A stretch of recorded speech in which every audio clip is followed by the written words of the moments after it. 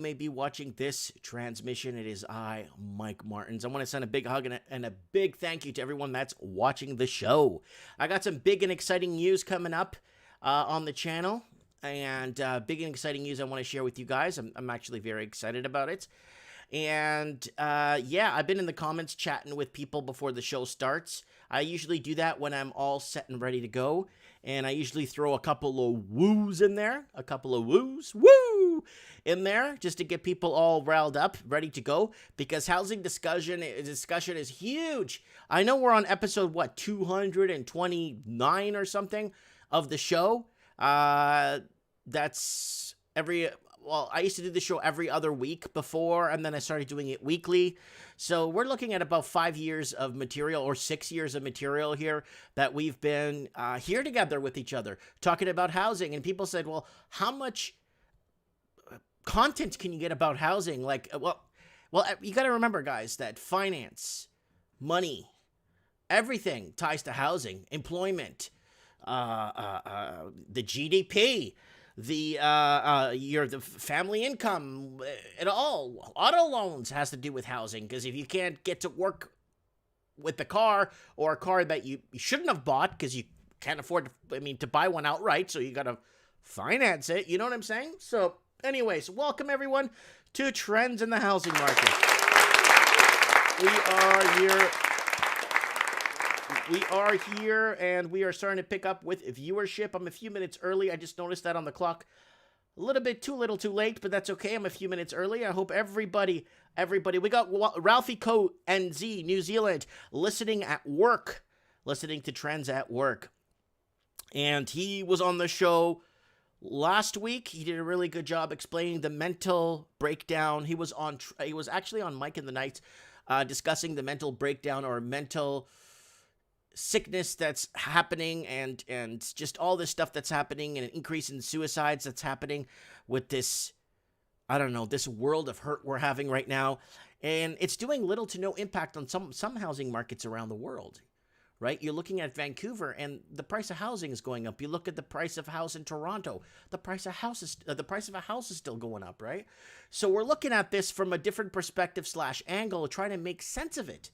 And that's why we've been talking here for the last, 5 friggin' years, is to try and figure out what the heck is happening with housing. Housing back 20, 30 years ago, all you had to do was get a job and you would have a place to live. It wouldn't be that hard. If you were very picky and you wanted something a bit better than average, then, you had to make sure you had an above average job, and you could own packing groceries at a store 20, 30 years ago. Packing groceries at a store. It's got to a point now where people that are above wage earners, people making a decent income, and they can't. There's like 30 people to. Hold up. I spoke to a tech worker. Okay, he emailed me to call him on Skype because he said he added me, and I'm like, okay, somebody added me on Skype. I'm gonna go look for this person. I found him, and I'm like, hey, how's it going? Yes, I got your email. Is everything okay? He's like, Mike, I watched your Trends in the Housing Market like a year ago, and you were talking about Seattle housing buyout, all this stuff, and you're right. Everyone's blaming the tech workers for this housing buyout, but it's not the tech workers that's doing it. It's foreign investing that's come into Seattle, King County, and has left pretty much flipped up, right upside down. And I'll take a little minute, just sit right there, and I'll tell you how it became of a prince of a town called Bel Air. I'm just joking. But the town got flipped upside down, and what happened? Well, they're blaming the tech workers for it.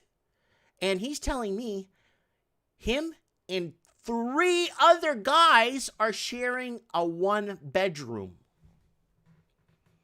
Yes, they have bunk beds in the living room. So it's not the tech workers. So there's lots going on. Okay, we got the comments rolling right now. We got boom, bubble, bust, repeat. Now you need to find, now you need a few jobs on the side or a gig on OnlyFans to afford a house. OnlyFans, don't you forget that.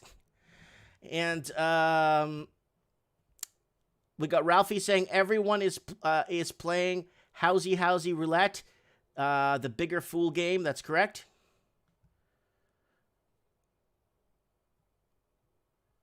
Yeah, Steven C. Wills is saying, yeah, the weather's a bit cooler. I'm fixing stuff. Hollywood's in the house. And we got Bart Jenkins in the house. We got Morgan Davies. Oh yeah, he was on site there. He was on location there in Arizona when he sent us that Trump video. Captain Morgan, El Capitan Morgan.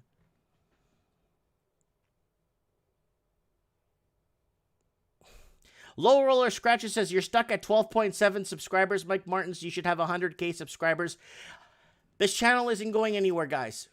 I don't mind having other channels on to help them out and grow them and get them. Like, I've had many channels come on, and they had 2,000-3,000 subscribers. Now they're at 40,000, 50,000. This channel's going nowhere. This channel has been basically, it's been stopped 3 times from uploading videos. And a majority of the videos that they took down were Australian housing videos. For some reason, I lost like 160 housing videos that discussed Australia or the situation in Australia. And that's a major issue. Like, what did I say that was wrong? Right? Okay, fair enough. And then I lost all other videos, but nothing to do with anything. Just videos that they just wanted to purge off my channel.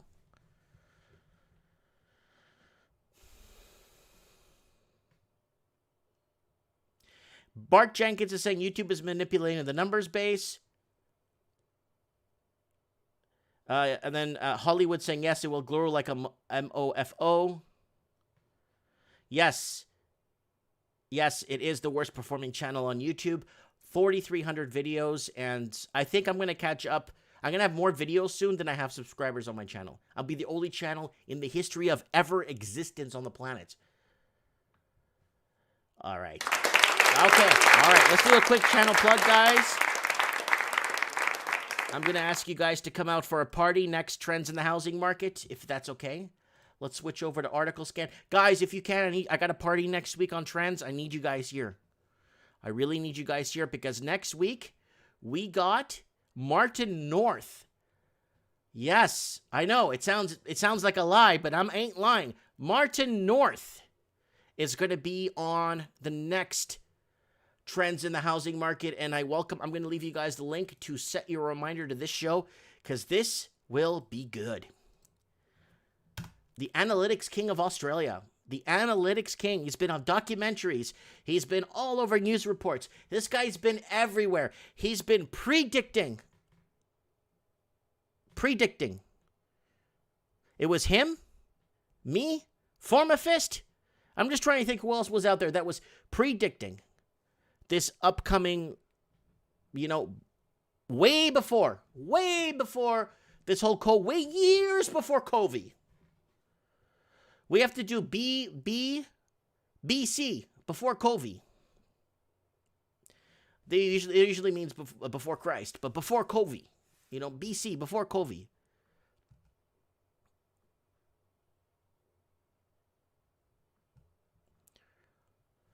So there it is, guys. Housing discussion, guys. Please, I'm going to send the link again. I really ask that you guys set your reminders to this show. I'll do it later. I'll do another channel plug later. It's going to be next Wednesday, Trends in the Housing Market. So Martin North coming on the show. And where was this? Guys, don't forget to subscribe to the channel. Mike in the Night, really good one. This Saturday's Mike in the Night's going to be really good. You want to be part of this one. Don't forget to set your reminders there. Don't forget to follow me on Instagram. I'll give you guys my Instagram. I'm almost at 1,000 followers, and I had this thing for like a month. Like, this thing grows faster, or 2 months, or whatever I have it. This thing grows faster than YouTube, you know what I'm saying? Ever will. And then I got my Facebook page, okay, with 114,000 people that like it. And Facebook won't allow me to be a public figure because they told me that I am not credible. But go ahead and like my Facebook page so they look like crap. And don't forget to buy something, a mug, a t-shirt, or a sticker from Teespring. I really appreciate that, guys, and support the transmission. I want to thank everyone for all their super chats. I didn't get much super chat, but everyone that sent in the super chat, thanks so much, guys. It means a lot to me. Metal Gear Mark III in the house. Roller Scratcher in the house. Mike Martins, you need to sign up for a TikTok channel for housing crisis. I don't even know what TikTok is, man. We got Scotia Boy in the house. We got Hollywood in the house. We need to get Hollywood to call into the show. Hollywood's got a lot of good information that he shares with us in the comment section, right? We need Lil Roller Scratcher says, yo, my English not so good. Listen, man. Listen to me, I say. Yo hablo español. Yo hablo perfectísimo español. I speak perfect Spanish. So don't worry about it. Okay, we got Paul S. in the house. Yep, Paul S. in the house. All right. Okay, let's go over to some big stories. I'm going to call Stevie. So let's get this. I want to get this open here. I was talking to Steve the plumber before I basically talked to you guys. So before I started the show. So here it is, guys. This is very, very important because this is going to make housing even go up further. You could have 3 viruses, an alien intervention, and it could rain frogs outside, and housing will still go up. Canadian seniors have racked up over $4.3 billion in reserve mortgage debt.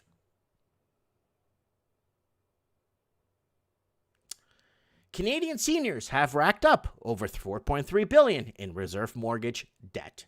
I had to say that twice in case your ears didn't believe what I just told you. Does anybody understand how much money that is on seniors that haven't paid off their homes and they're headed towards, most of them are in retirement and heading towards retirement and sitting on a reverse mortgage?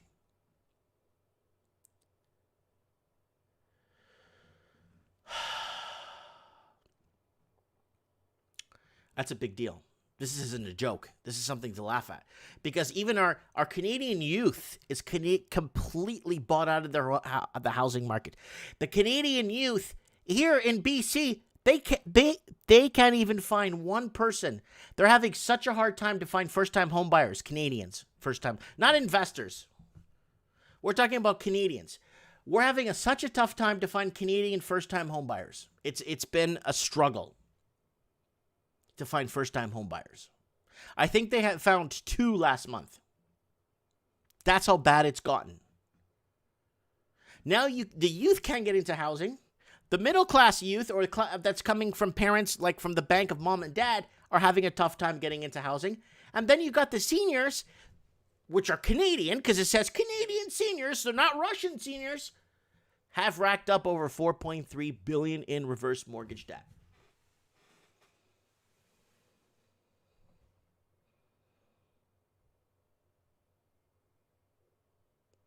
Jem Rose is saying, I believe the future is called Next Police.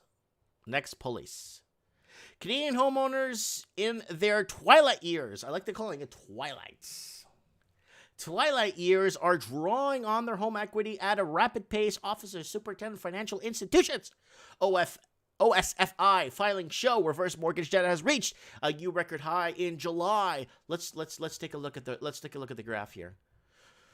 Holy Max! Holy Max! What the hell? Things weren't too bad in 2010. It just droop. What? These are held by regulated financial institutions.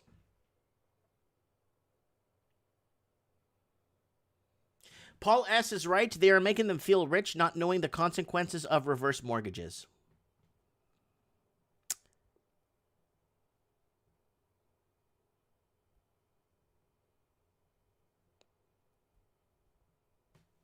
Look at that. Wow. So Canadian reverse mortgage debt change in percentages? Wow. So it's getting up there. And you know what it means? It means that it's getting to the top of what's left to tap into. Does anyone know a Hail Mary they could say? Because right now is a good time to say a Hail Mary. All right, let's keep going here.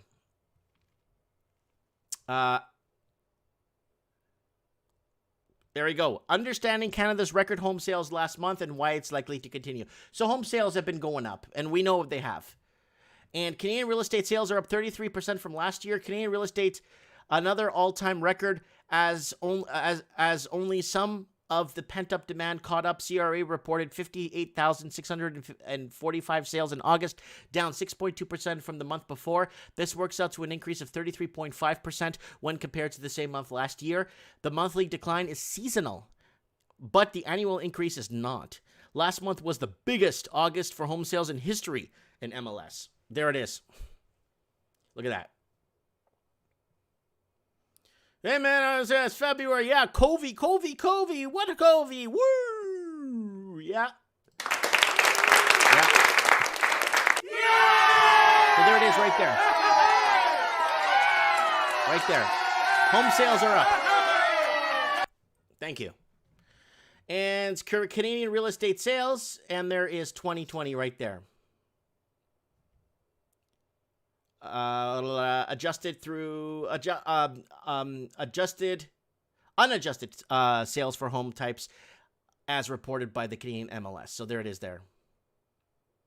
So this is the entire year. They run through the year and they break down the year by, there's a whole year here broken down by color through 2015, 2016, 2017, 2018, 2019, and 2020. So look at this rebound right here. Holy crap. Right there. That's what you're looking at right there. There's an elephant right here. I call it the elephant when I'm looking at stocks. Holy max. There's the rolling average, 12-month Canadian sales.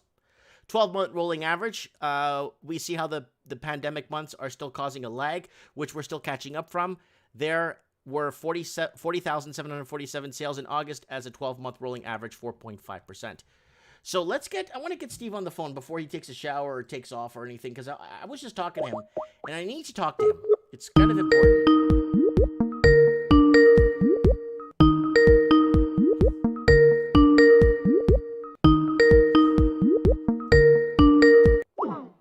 Oh, he declined my call. Well, I just talked to him for the show. I wanted him to come on the show.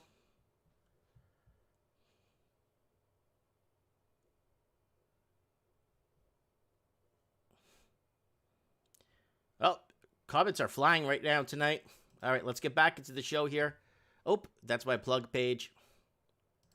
Porti volare. Okay, let's move on. You're going to like this one. Fed's mortgage buying spree at $1 trillion with no end in sight. Stephen Sewell put that up early. The Federal Reserve has snapped up $1 trillion of mortgage bonds since March, a record pace purchasing as the U.S. central banks. Let me explain to you how this works. The bank has money. The bank lends out money. It knows that the person, they just won't pay it back. Now, what happens is you got these bad mortgages on the books, so the Fed buys these mortgages.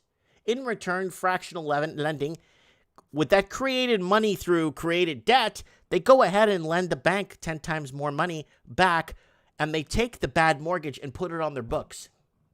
I know it sounds like crazy. Like, what? That's how it works. And how these banks keep getting more money because they keep giving the bad debts to the Fed. The Fed takes care of the bad debt, and in return, they fractionally relend the money ahead with the bad debt in exchange. So they're trading bad debt. They're swapping bad debt for money that's created to go ahead and give it to the banks to get more people to take out mortgages that they can't pay back. Whew. Okay, we got Elizabeth in the house. We got Jem Rose in the house. We got Tig Nim in the house. We got Grant Bennett in the house. Oh, yeah. Boom, bubble, bust, repeat. Did you get boom, bubble, bust, repeat? You told me you were going to get Skype so I could talk to you. I don't know. Let me go check and see if you've messaged me. Oh, there he is. I'm calling this guy right now. Pick up your phone.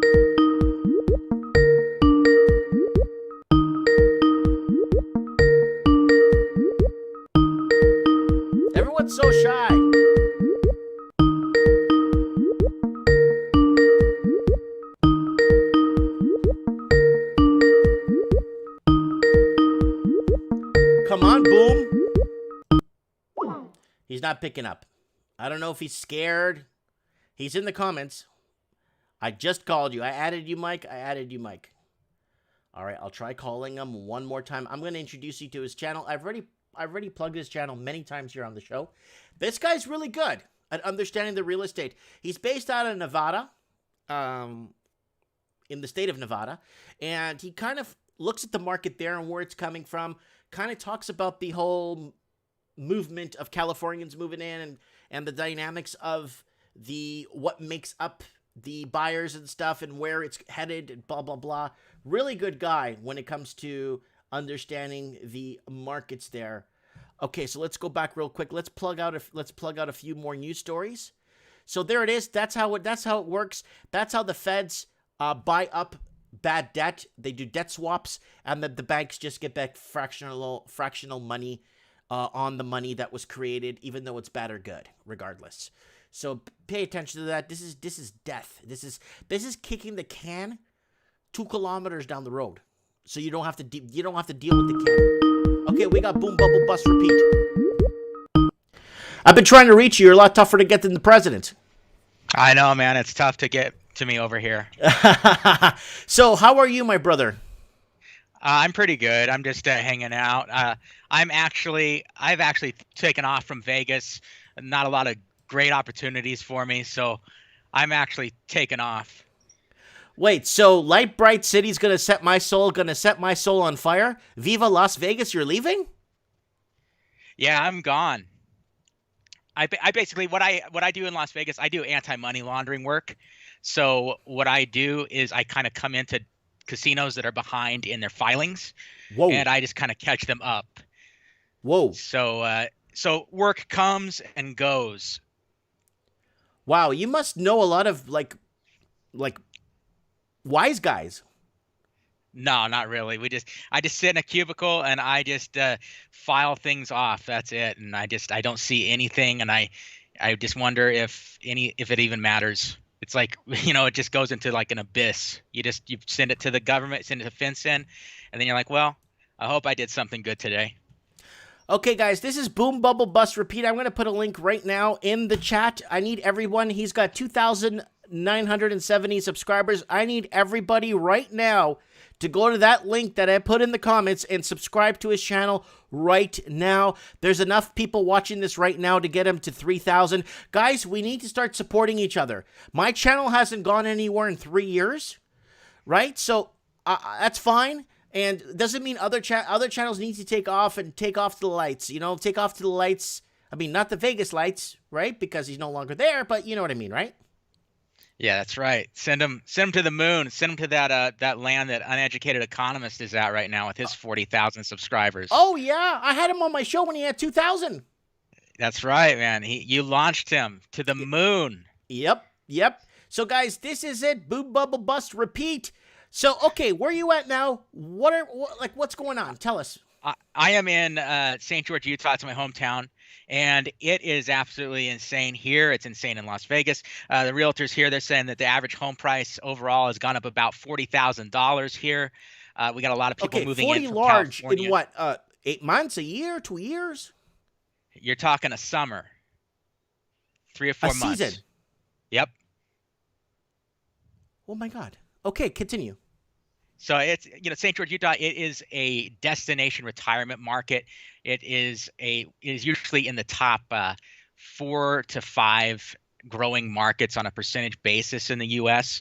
And it's also one of the markets that has the worst, it's the cost of living is just ridiculously high. We're like behind New Jersey. We're second or third down for worst wages in the USA.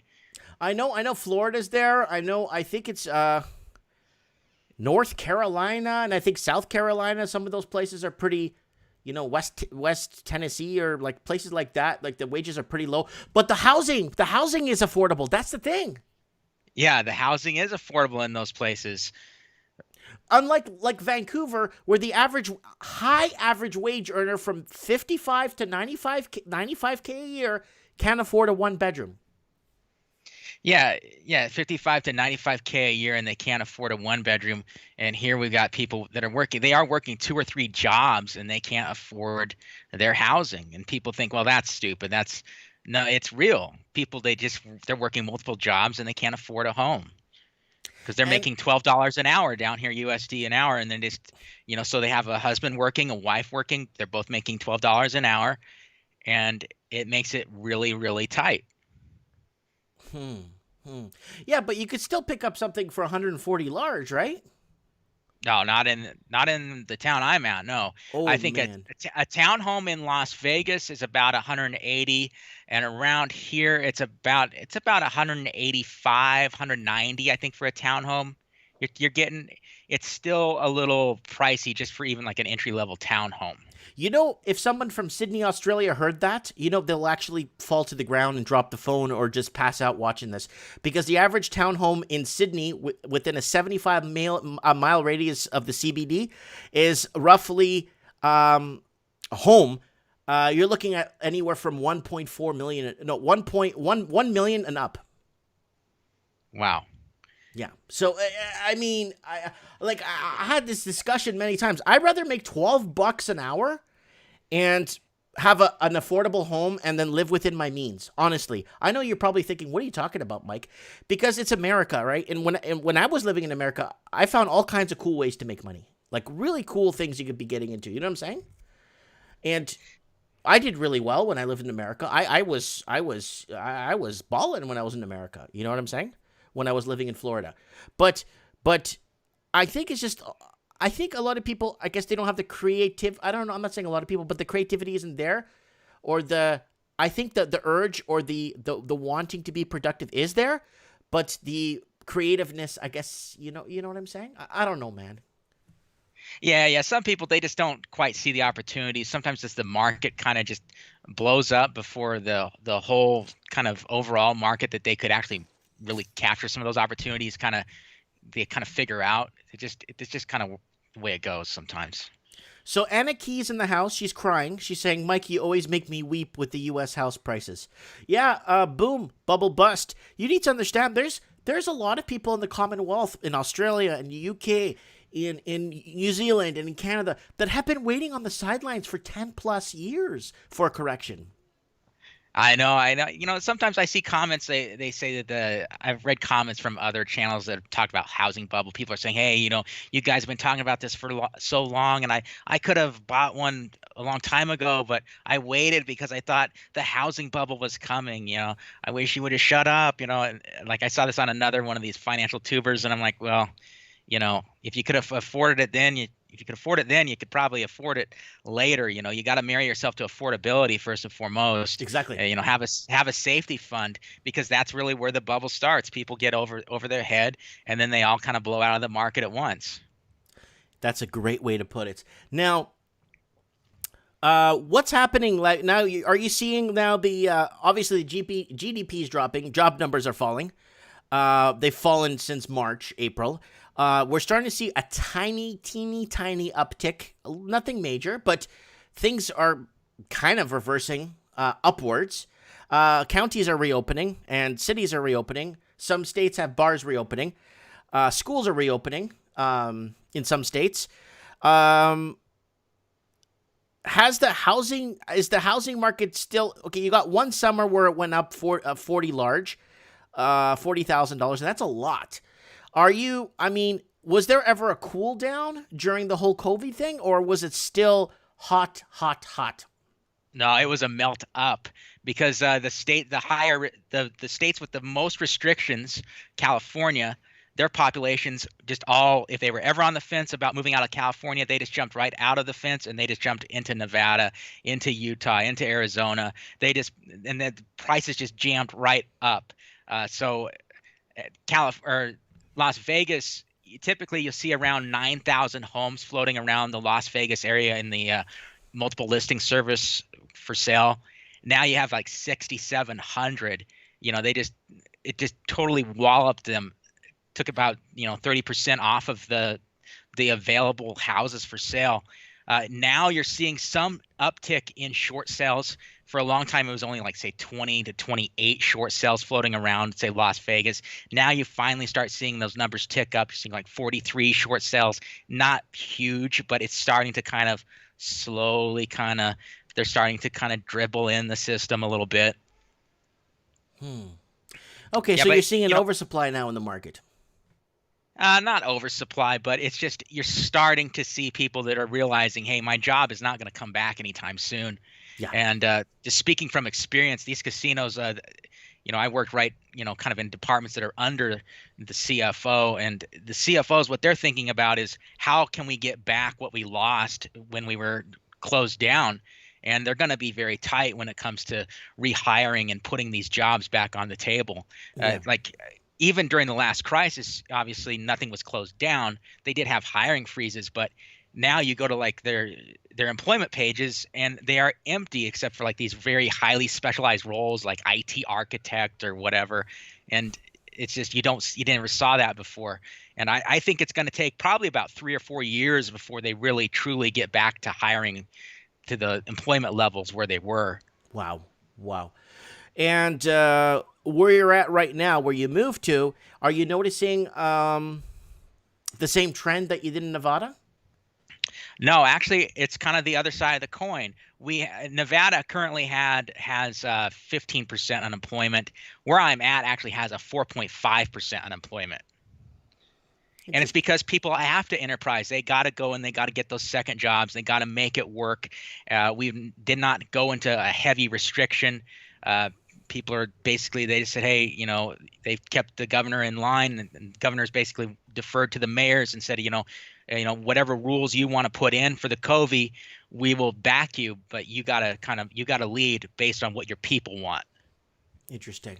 And that's part of that. The school districts here saw 900 new students come in from out of state. They thought they liked the restrictions, the loosened restrictions, and people moved and they sent their kids into our district. Interesting. So a good way is, I guess, shifting population patterns is a good way to see the movements of where people are coming from. That's actually a really good way to boom, bubble, bust, repeat. That's actually a very good way to kind of, instead of looking at U-Haul trucks and, moving patterns, and this is a great way as it's students, patterns, shifting population patterns. So, okay.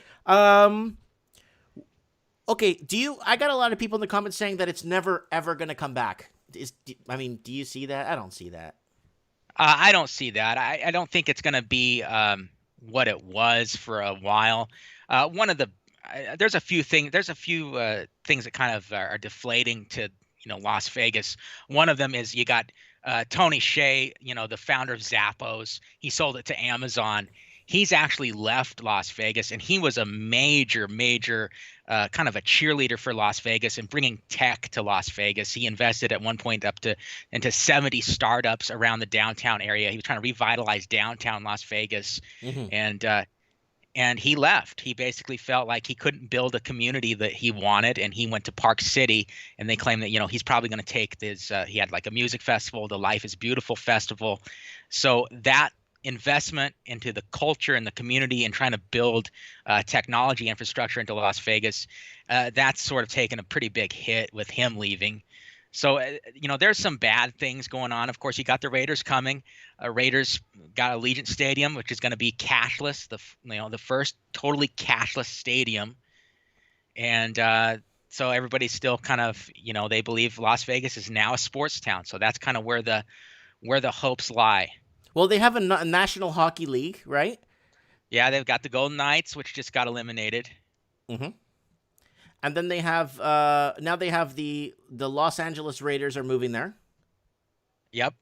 Okay, and the Raiders. What do they have for baseball? Supposedly, there's all these rumors that they're going to actually sell the Rio, and somebody's going to come in, level that lot where the Rio Casino is, and they're going to put a baseball field there and a baseball team there. But that's just a huge rumor that's been floating around forever. Mm-hmm. Baseball doesn't do well. They gotta put it in a dome. Yeah, like the Sky Dome. Yeah. Yeah, because it doesn't do well when it's 115 degrees. No, you need like a sky dome, like they have there with the air conditioning, or the close it when it's snowing or raining, right? Yeah. Yeah. So any big plans? Any big plans you got? Are you working now? No, I'm looking for some more anti-money laundering contract work, hoping that some more remote opportunities will pop up. What? Why don't And you come to Canada? They shut down the investigation. So far we've caught 2011 to 2015, $210 billion shadow flipped and laundered through Canadian real estate. yeah, yeah, and that's the funny thing though. That's the beef that we have when you work in a casino in an anti-money laundering department. You say, you know what? Anybody with half a brain is not going to launder money through a casino. You don't go somewhere where there's a bunch of cameras. You go where you can stick large amounts of money, and that's going to be real estate, fine art. You're gonna go anywhere but the casino. So a lot of the anti-money laundering analysts and auditors kind of they resent the fact that we gotta do so much when it really produces so little.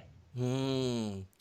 Couldn't they set up something for real estate? Because I know in King County and Seattle, they'll be working 24/7. You could dedicate an entire tower with 13 floors dedicated to it. They'll be working 24/7 just in King County. Yeah, some people don't seem to want to do that though. They love those inflated real estate prices. But it's turning Seattle into California or San Francisco 2.0. Yeah. Well, I mean, you do have some real estate to kind of you know, they watch, like, they've got some kind of restrictions on if you're going to buy all cash for, like, what is it, 300,000 and above in geo-targeted areas. Right. But I mean, you can get around that. You just structure your transaction out a little differently, and you get around that. Hmm. Well, it's good to have a money laundering guru on the channel that understands money laundering, understands the layering process, understands traditional money laundering and shadow flipping. It's kind of good that you know this stuff, and to have you to come on when we need. You know what I mean, right? It's really good. Yeah, it's good to be on. When are you gonna come on my? When am I gonna go on your channel? I gotta work with my engineer. Huh? Just me, myself, and I. I'll have to figure it out. Dude, I barely graduated high school, and think- I can't even read, and I set this whole thing up myself. Yeah, I gotta figure it out. I'm trying to get a better, like, video structure on my channel. Okay. Trying to do a little bit better. I'm kind of trying to graduate off of iMovie. What's iMovie is iMovie? kind of like the training, the Mac, kind of the product for What's producing Mac? little movies, and it's like the training wheels of video production, and I'm trying to move off of that. Oh, I'm gonna. You know what? Remind me later. I'm gonna send you. I'm just gonna tell you what to download. It's free for 30 days. I bought it. It's the best thing. I don't know if you've seen some of my heavily edited videos, but it's not that hard to use. It's for a PC. Just stay away from the Macs. I'm sorry about that, especially when you're live streaming and you want to run OBS and you want to run multiple colors and multiple windows and all kinds of stuff. You need a PC for that. I don't know if a Mac. I don't know, man. That's just me, man. All right, I'll have to get back in the PC world. Yeah, just go with PC, man. How old are you? What, 27? Yeah. See? There you go. You're young. Stick with PC. You don't need a Mac. Sorry, I just wanted to throw that out there. I'm 13 years above 27, unfortunately. Oh, okay. You just sound really young. Like, so I'm old, man. oh, okay. It's okay. It's okay. I'm one old of them too. boomers. Huh? I'm one of them boomers, man. Oh, I don't think so. You're still young. I'm 42. Right? I'm turning 43. I'm just not looking forward to getting older. You know what I'm saying? But, okay, guys, this is Boom Bubble Bust Repeat. I'm going to show you guys his channel, Article Scan. Take a look at it. Here it is, guys. His last video was put up 3 days ago. Las Vegas real estate warning. Cashless society, sports arena coming soon to Las Vegas. Eviction crisis paused. Eviction moratorium. For those that don't know, moratorium is a ban on some sort of traditional thing or something that's done. It's a ban on something that's traditionally done. Housing bubble 2.0. When will the prices drop? That's from 2 weeks ago. And Eviction Crisis. Eviction Crisis Las Vegas. Eviction Crisis 2020. So that's really good stuff here. I'm going to give you a link to his channel again. Let's see here. 900 and... Oh, 2,098. Okay, guys, we're almost at 3,000. All right, here's the link right here. Guys, come on. We're almost there. Like, I'm not kidding. We're like a few subs away from 3,000. Come on, Matthew Eli. Blunt News. Margie O. Jem Rose. Hollywood. Terry Torrey. Grant Bennett. Everybody subscribe to this channel. Ashima, subscribe to this channel right now. Okay, let's see if we can get to 3K right here. Come on. I am troll friendly on my channel. 2,980 something. Come on, we can get to 3,000. So, okay, so it's good that you understand all these aspects. And okay, now, I kind of want to talk about this with you because I've been watching a lot of news clips from Indiana, Florida, Wisconsin. I'm just seeing all kinds of weird violence, and I'm not talking about protesting. I'm not talking about the protesting and the burning. Just weird stuff happening. Like, road rage, motorist gets shot in the face. 3 shootings in road rage. Guy steals car from a gas station attendant. Like, what is happening? Like violence-wise? Are you noticing an uptick in violence? Well, actually, overall in, say, Las Vegas, violence is actually down. Okay. Now there is some incidents that are happening on the Las Vegas Strip because they've had to lower prices and they get like a kind of a lower class demographic. You know, people say that, you know, these high-end hotels like the Wynn, they start looking like the Circus and Walmart, and the dollar store had a love child. It's like, what are they doing? And what, you know, they have these huge like fights breaking out and people just clocking security guards out of nowhere. But overall in the valley of, say, Las Vegas, it's actually interesting. Crime is actually down because who are you going to really commit a crime against? Another guy that's broke like you? You're gonna steal from someone that's jobless? Yeah. They got nothing to steal. So and that happened during the last crisis. A lot of people assume that crime and robbery goes up. It actually goes down. That's a sign of how bad. Okay, statistically, yeah, it's like, you know, like robbing a poor guy or homeless. Like, what are you gonna get? Yeah, I get it. So, okay.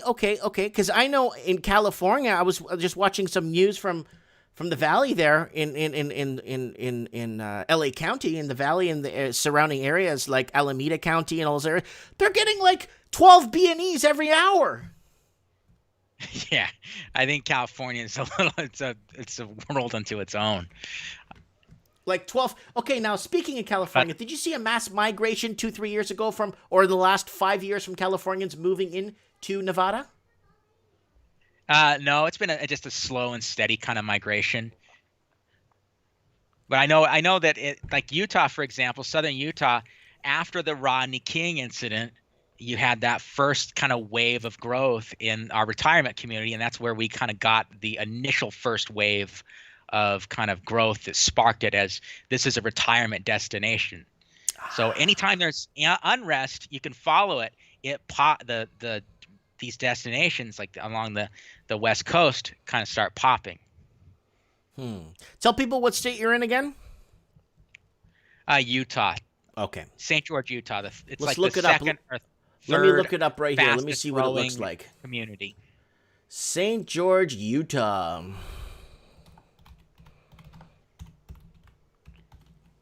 Okay, St. George, Utah weather. I don't need the weather, but St. George. Let's see what this place looks like, guys. St. George, Utah. Let's go to images.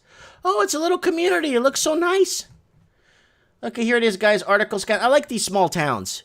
It looks like a church. That's a temple, yeah, probably.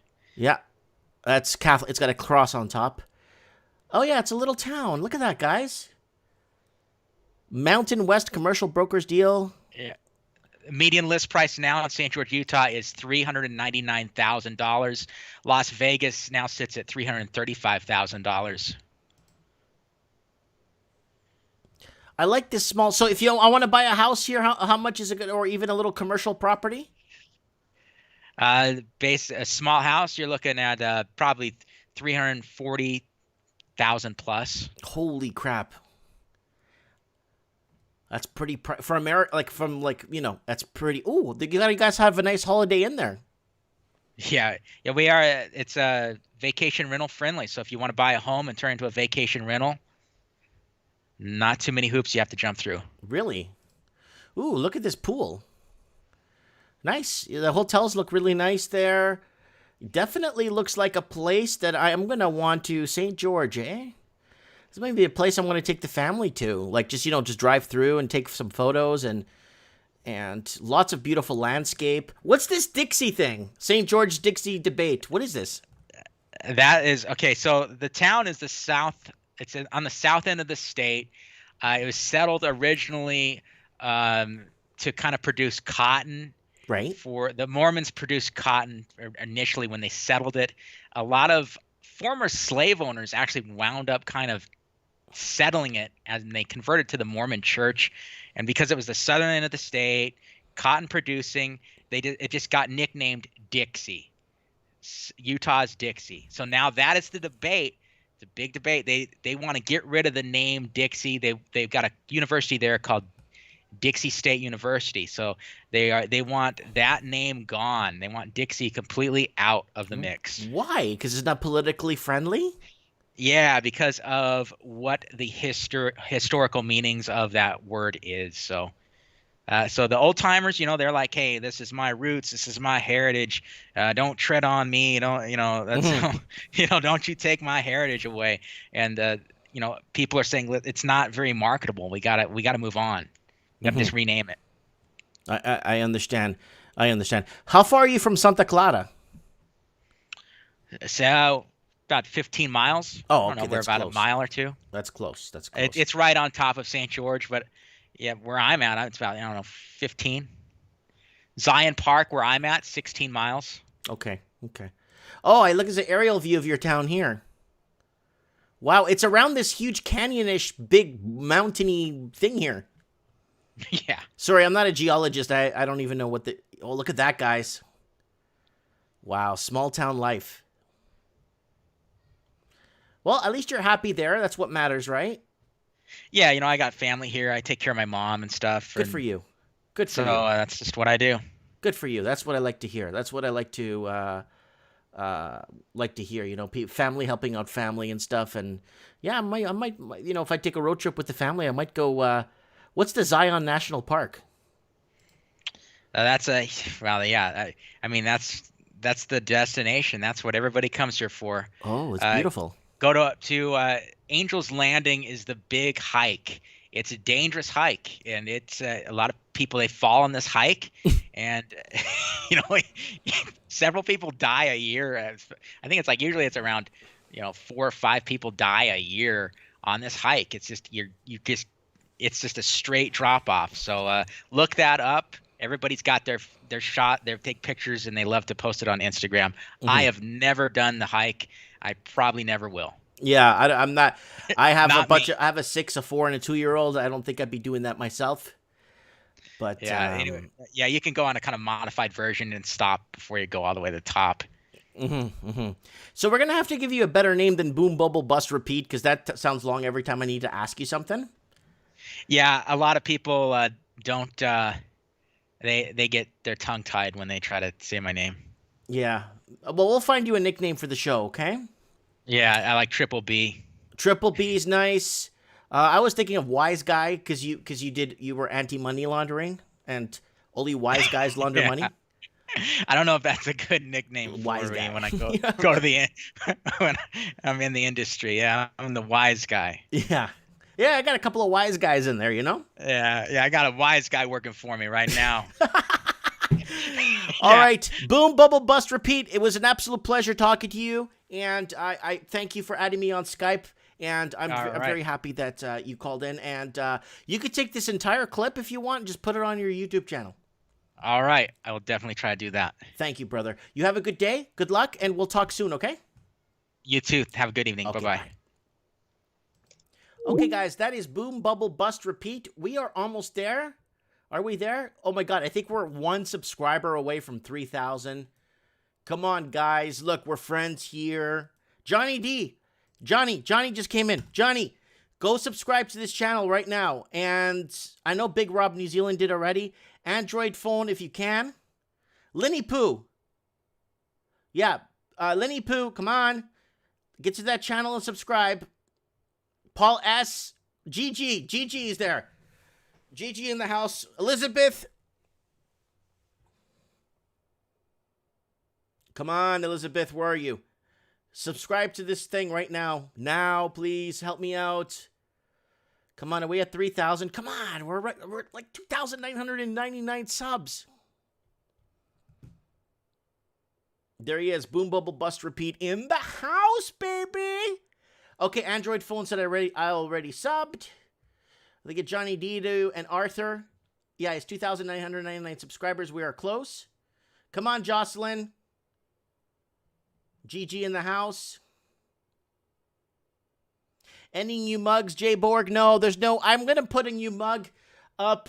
Maybe in the next week I'll design something for you guys. So we're going to keep this open to see if we can get this up to 3,000.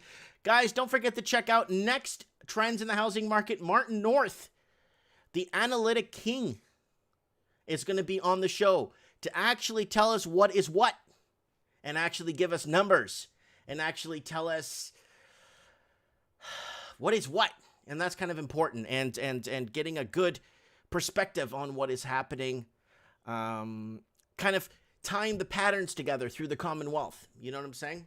Same patterns. So there it is there. Martin North, I'm going to give you guys a link. I need you guys to show up to this one, please. I need you guys to show up to this one next week. This is a big deal. So, all right. Okay, Aniki, just subscribe.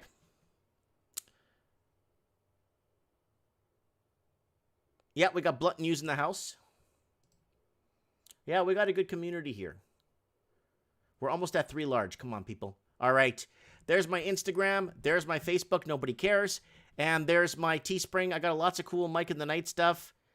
Tights. Merit Stalker mug. Merit Stalker face mask. If you guys want. If you guys believe in that stuff. This is a nice one. Mike in the Night. I sold a lot of these Planner Chaos stickers. These stickers are really nice. The sticker sells really well as a Mike in the Night sticker. And that's Planner Chaos episode that we had. Planning for chaos in the future for Mike in the Night. Mike Martins wants your support. All right. Okay, let's do this, guys. St. George, Utah. All right, let's move on. All right, let's knock out a few more articles of important housing information and economic information. Guys, this was sent to me by someone that works in Parliament in the UK. They asked me to say this on my show, that the UK is set to extend the ban of evictions of commercial property tenants. Okay, here comes. UK set to extend the ban of evictions of commercial property tenants. The move comes as the government faces increasing pressure to provide more COVID support to business. So somebody sent me this. They work in government, in the government ranks there in London, and they asked me if I could bring this up on my show because there's quite a few people that actually watch this, believe it or not. So that's an announcement I needed to make. Done. Hundreds of eviction notices issued. Late rent payments up. Calgary Housing Company. So there it is. Between the economic downturn and the pandemic, 2020 has been a tough year for many Calgarians. And according to Calgary Housing Company, COVID has made things more difficult for many who are already struggling financially. Now, you know, remember Alberta is the Texas of Canada. They're the oil-producing province that we have. And unfortunately, they were having a tough time when we went down to $20-30 a barrel 5-6 years ago, if you guys remember that. And the price of food still went up, even though when the price of oil went up, the price of food went up. And they told us the price of food went up because the price of oil went up to $120 a barrel. Then the price of oil goes down to $30, $20 a barrel, but the price of food still stays up and it goes higher. Go figure.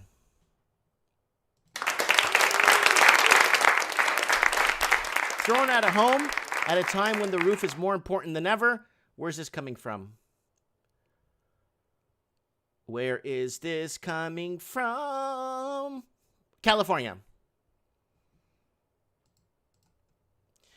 Why historic eviction wave is bearing down on the U.S. Remember that Trump extended the whole, or put up a mortuary banning evictions until, prohibiting evictions for the end until the end of the year. How many people could face eviction?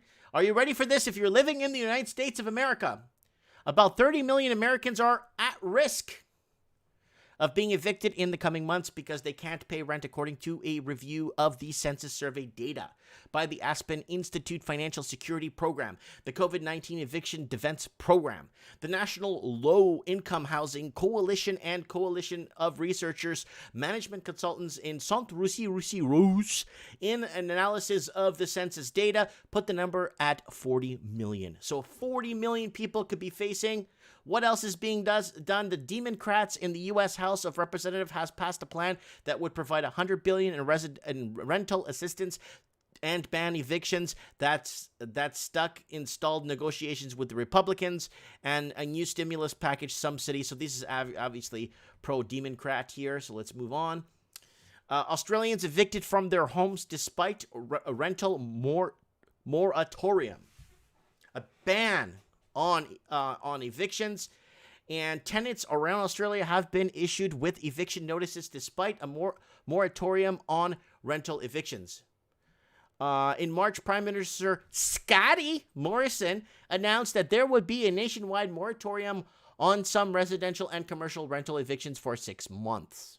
But not only are tenants being issued with eviction notices, they're also being threatened with police intervention if they don't pay up on late rent.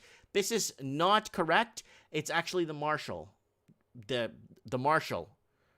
State marshal will have to go in, not the police. An email seen by the New Daily, real estate agents are threatening to refer tenants to police if they don't pay overdue rent. Again, if you're living in the States, they have to refer you to the state marshal. The police do not get involved with this personal thing. It's gotten so bad in Canada where the police don't get involved. Listen to this. If someone comes and steals my car here, it's called a personal issue. Like they won't even bother trying to look for it. Honestly, if someone comes out and steals my car right now, it's considered like a personal issue. It has nothing to do with the police. I'm not making this up. So that's how bad it's gotten in Canada with our free healthcare.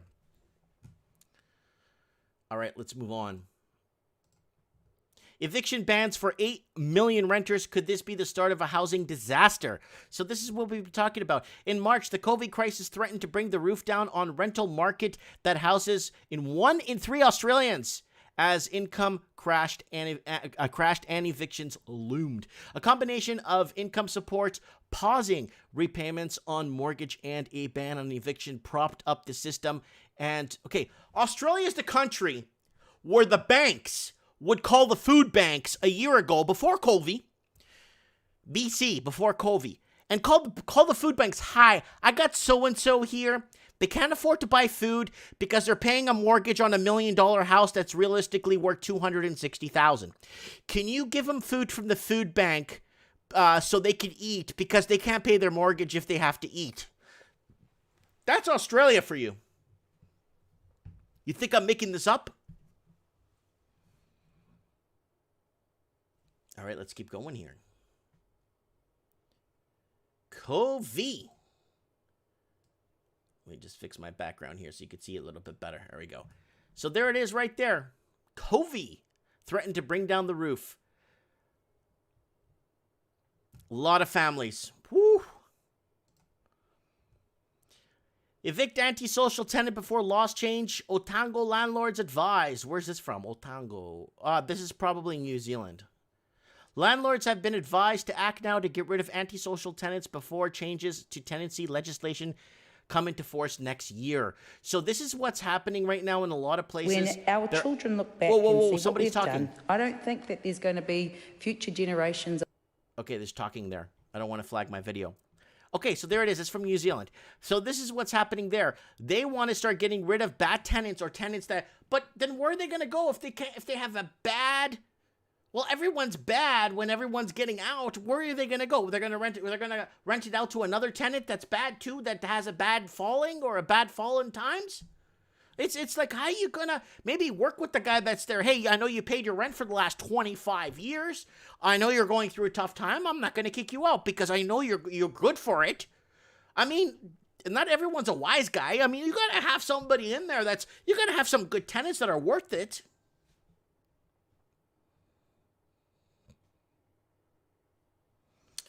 All right, let's move on here. UConn student, University of Connecticut students evicted from dorms for holding pandemic party as schools grapple with COVID crisis. Florida's COVID death. Okay, I'm not even going to go into this. It's a bunch of garbage. Okay, retail space evictions accelerate across the United States of America. This is from a few days ago. Retail property landlords are initiating eviction and lease cancellation processes across the country as tenants continue to grapple with COVID-related losses, even after losing government-imposed protections against the eviction, the Wall Street Journal reported on Tuesday, September 1st. As an example, the report cited a Miami landlord that has moved to evict Saks Fifth Avenue for alleged failing to pay a $1.9 million in rent. Whoa.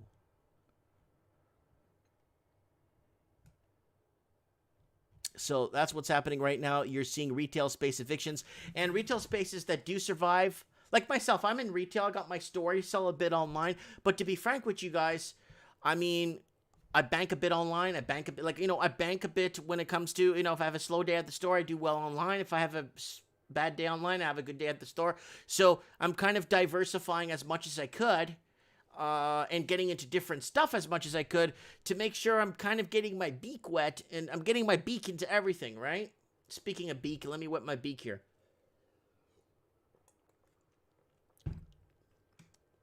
Fap Win says, that's Mike Martins, that's right. My sister was renting, lost her job due to COVID lockdowns in Melbourne. I own my own house, told my sister to moving with me so she doesn't go into debt. Good. That's what I want to hear. Family helping family. So I'm going to get Ashima to call in a few seconds here. I just want to knock out a few of these stories here. Scarlet E, an eviction in the U.S. can become a life sentence. So, when people fall in hard times, they get homeless, they don't have an address, and when they try to apply for a job without an address, it's really tough. Guys, keep that in mind, because when you do become homeless, especially landlords out there that are really tough and really heavy-handed, keep in mind that you might destroy somebody's life. Please keep that in mind. You know what I'm saying?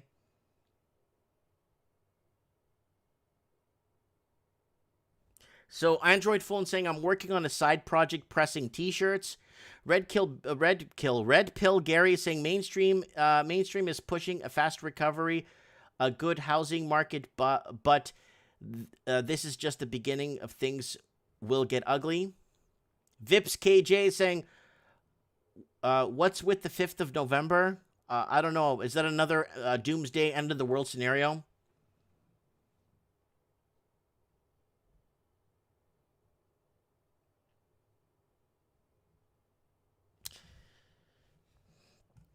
All right, so guys, please take care of one another. Please take care of one another. I just hate to see people fall through the cracks and be completely forgotten. You don't want to be one of those people. Trust me. You don't want to know how it feels. Trust me on this. Look, Sandy, 75, never expected to be evicted. She once earned a 6-figure salary in New York City. On top of the world. Look at that. On top of the world. 6-figure salary in New York City. That was probably in the 1980s and 90s. Because she's 75 now, right? Advertising firm, lived a comfortable life, but after getting divorced, losing her job, and getting hit by a car, she fell behind on her $3,000 monthly rent payment. In April 2012, she came home to find an eviction notice slapped on the front door of her apartment. They found that I have been evicted, she said. I have never thought about credit checks because I always paid my bills and bought my stuff and could rent apartments, and I was kind of rich. Then I went from Prada to nada. Prada to nada. That's a good way. I'm 75 years old. I had bills and I just stopped paying them, like my credit card. And I thought, what are they gonna do? It's like blood out of a rock. I don't have any money to live off, let alone pay my American Express card. Botchum said, if you miss one rent payment, you'll never catch up. There's no way to catch up. So I'm gonna see if I could contact this lady. I see if I could contact her to come on the show and tell us her story and what's happening, because this is imagine how much she's paid in taxes, how much she's contributed to the infrastructure over all these years, and she's 75. She's 75 now, and she had a 6-figure income job in New York. Imagine how much she's paid to the system. Imagine. And now she's homeless. She's fallen on really tough times.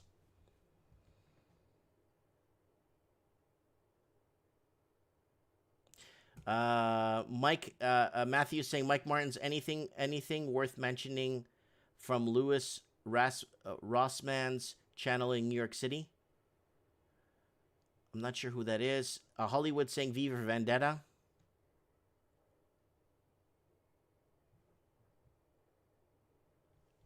Well, there it is right there. That's kind of scary to see things like that. Evictions are expected to skyrocket as pandemic projections come to an end.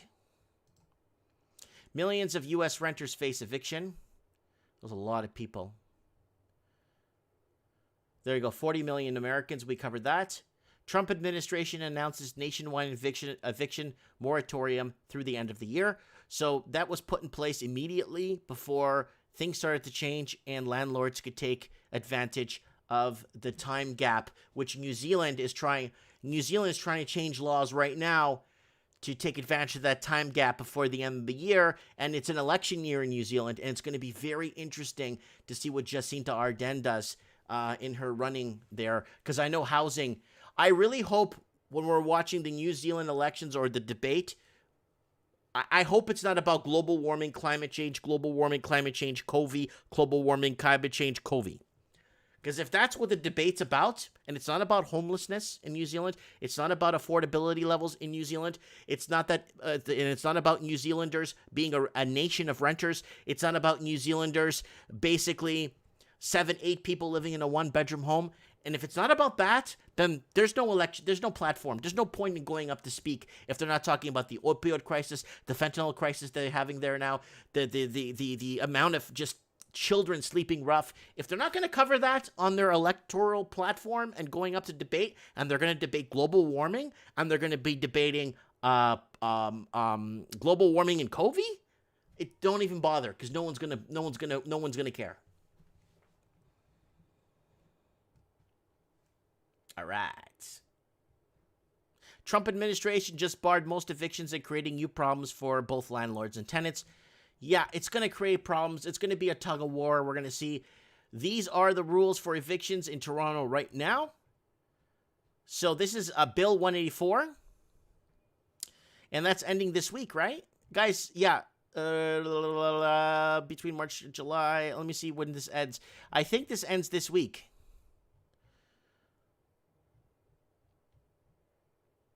I think this, if somebody knows, put in the comments, because this is not an old article, and this was published 11 days ago, but they're going back in time here. I'm thinking that this ends this week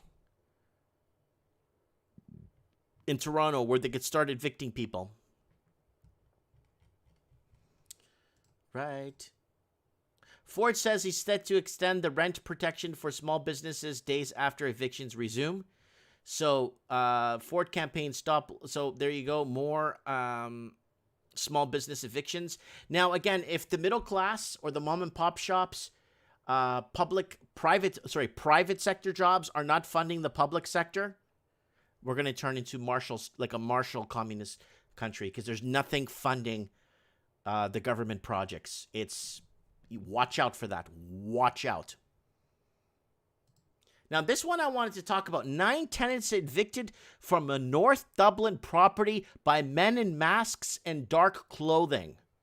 So 9 tenants evicted. 9. From a North Dublin, that's Ireland, for those of you that don't know.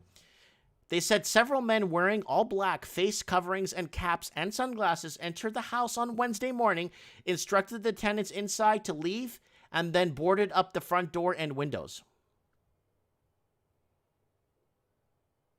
Wow. Yeah, that's scary. And I see this happening. I see this happening a lot. It's not right.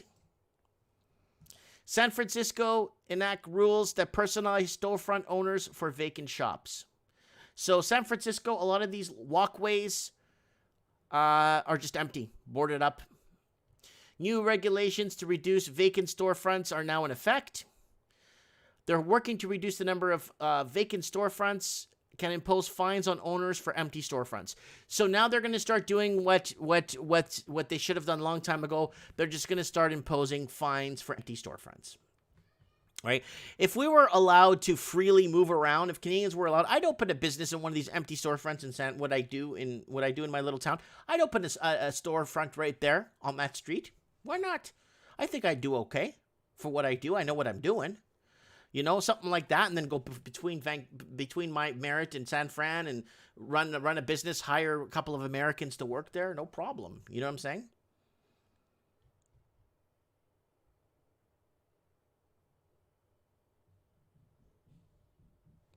Oh man, so we got okay, hold on, empty storefront apocalypse.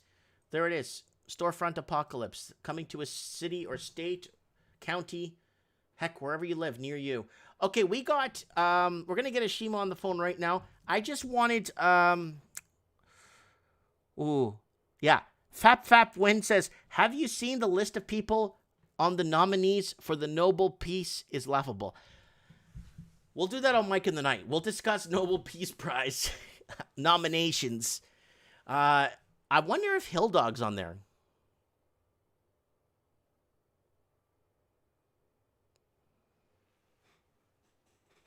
So Hitting Stacks is saying, can I call you on Skype? I'm going to get Ashima on first because she's been waiting forever.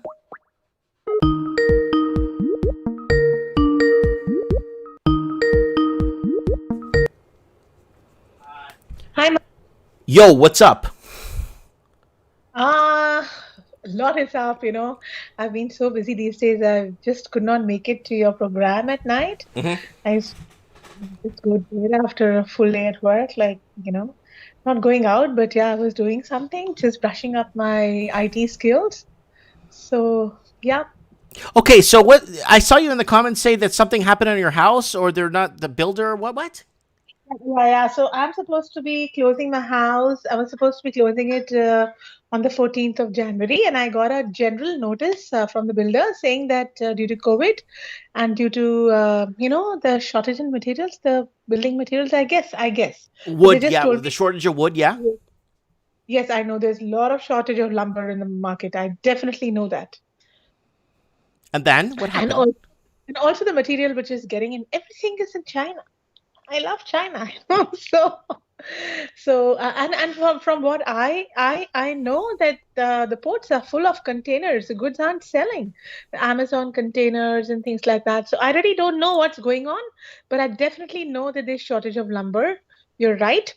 And they just given me a generic mail saying that, we will let you know. So I had my mortgage consultant telling me, why don't you go ahead with your mortgage? Because I'm getting a very good rate right now, right? It's like free money. Okay. But Ashima, so the letter said basically we are gonna not close on the pre-builds that you're buying? Yes. It didn't say pre-build. This was a general letter sent out to all the occupants in that phase, in that development. Okay. Right? You know what I'm afraid of? What? Do you remember what happened 2 years ago? We brought it up on the show. We had someone come on the show from Toronto. They were on the waiting list. They were buying. They put a down payment. They were going to close everything. And then they got their down payments back. And the builder said to get lost because the price of the apartments went up before they even built them. Oh, yeah. But I have sent that contract to my lawyer. So I really don't know what's going on in there, but my contract I should be closing, and they called me to the design center as well. I did the selections. So they told me also to reach out to the customer service, which is different every time. You can never reach out to them. All you can do is send them a mail, and they come back to you. It's like I am. You know what? We are small people. These guys are big fish. The government and everything, connections and the nexus and the mafias. Anyway, they came back to me, and after my following up, they just wouldn't even let me know. They just know how to send generic emails. You have no rights. You have no rights over here. Your builder has the final say. But Even the Ashima, lawyers, what's the consultants, what? you have no rights. Okay, why isn't it? Why? Okay, I just telling you as a friend because you've been calling into the show for a long time to be very careful that if the price of housing keeps going up and they're finishing or they're building this whatchamacallit, this phase, that they don't kind of kick you to the side and give you back your down payment because now they could sell the house for more. That's what I'm afraid of, Ashima. Yeah, which we can't do much about it. So I got a mail saying that I told them, when are you going to be? They've told me to contact you, and this is a builder telling me to call back on the builder again, saying that why don't you tell me when it's going to be closed? We may or may not delay your project because my home, when I booked it, is finished. It's only the interiors which had to be selected, and I wanted a fireplace. They said no, we cannot do it. We cannot touch because the drywall is already done and painted. Like my roof is already done, everything is finished. It's just the internal finishings they wanted to do. So well, if they say it, they say it, Mike. I can't do much, right? In Canada, we are at the mercy of the nexus, right? Yeah, that's how it is. That's what I'm afraid of. I'm just afraid of that because I covered this like a year and a half ago, 2 years. I got a guy in from Toronto, put a down payment on a condo on Yonge and Shepherd or wherever in Toronto. He put a down payment and they were going to start building and this and that. He put $40,000 down. And then the apartment that they were going to build for him that they never did, that they never started, they gave him back his money because now they could sell that apartment for $150,000 to $200,000 more. Very common with condo buildings. It is very common with condo buildings. But this house of mine is already built. Probably someone defaulted. Ashima, didn't they do this in Oakville last year? Yeah, this is a very regular thing, but that is if the project doesn't start. This project is already started. My house is already built. Okay, because the ones in Oakville were already built, like 3/4, and then they started changing things around last minute. Okay. I remember that and I had Steve the plumber on the phone with that one. Okay, so that's Canada, Mike, and big deal, Mike. Even if they don't give it to me, they don't, I'll be probably happy. So whatever happens for the best. So let them not give it to me. I just want the best for you, Ashima. That's all. Well, believe me or not, Mike, if they don't give it to me, good enough, because, Mike, my friends bought just now a house in the Durham region for $1 million, and it's a reno house. They've just renoed from inside completely, and that house is not even worth, it's it's 1.5 hour drive from Toronto. In my area, they're going crazy with the prices, The whole economy is on housing, Mike. There is nothing else going on over here. Outside of housing. Housing is our economy. That's why housing and construction was essential. Housing in Canada was essential during COVID because what are the Chinese people going to buy? What are the Chinese investors going to buy if there's no homes? And then they talk Chinese and we all use Zoom, right? Tell me, Mike, we use Zoom is Chinese, right? Mm-hmm. Who can live without Zoom? Can you? We can't. Everything is on Zoom. Okay, we got Buddy in the comments saying, we got Paul S in the comments saying, I paid about $6 large from delays from the builder. So people are paying on delays now, or extra increase in the price of product, right? It's really bad, Mike, I know, but my house is built. It's already done. And they told me just to select the interiors, which I did. And I also paid extra for those interiors. Of course. And I was supposed to be getting it on the 14th Jan. And I requested them they told me we could probably prepone it for you also. Send us a request through your lawyer, which I did. And then they declined. They didn't prepone it. And now I get a general email saying the whole thing has been delayed. And I said, okay, fine. And they told me to get in touch with the customer service team. So they're sending me a message without telling me when is the delay over, and then telling me to contact the customer service. Mike, this is so funny. They have a reason for everything. Of course they And do. I, as It's a buyer, Canada. yeah, and I, as a buyer, have, and they say that your rights are protected.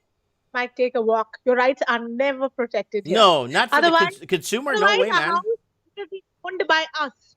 You tell me, Mike, you miss your property taxes and then see what happens. This is not the government has already taken over your property rights. I have a comment here from Red Pill Gary, and there's a very, very important comment that he put here. And I quote, he says, most of the $1 million houses in Toronto and Vancouver would be less than $200,000 in most parts of the U.S. He's right. Mike, I'm not talking of Toronto. I'm talking of Hamilton and regions like Whitby. Yeah, so you're talking about so if you were living, for people living in the States, so basically if there was New York City, you would be like past New Jersey, you would be like Atlanta. West Virginia or something. Yeah, Boston, Atlanta, even outskirts somewhere. Yeah, you'd be Atlanta's a big city. Atlanta's the stronghold of the South, right? No, that's a big city. I mean, you'd be out of you'd be like in Albany or something if you were. Yeah, yeah, you're probably right. Yeah. But I don't know. It's like funny, And then they say, Mike, here, if people don't speak up, Mike, if they don't speak up and they're just fence hitters, that's what we're gonna get. That's exactly what we're going to get. We will never, ever be able to. Our rights are smashed left, right, and center. And then say we're living in a democracy. Ooh la la, no way. Take a walk.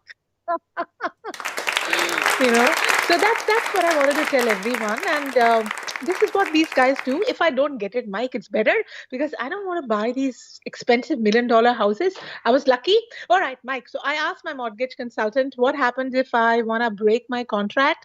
Then he told me to go for the variable because if I want to prepay my mortgage or, maybe just sell the house and move towards another destination because we want to be very near the port cities. And my son's in that age that, we could move. And we want to stick together as a family. I don't want him to go and pay extra on his apartment. We want to live together, right? Mm-hmm. So I just wanted to know what is the worst because I've read so much. So he told me that it's better to go for a variable if you don't want to pay. A variable rate's good. A variable rate's good, but it always adjusts to what the going rate is, right? Absolutely. So, but Mike, I don't think for the next 2-3 years it's going to be adjusting because you see what happens. The government debt is so much.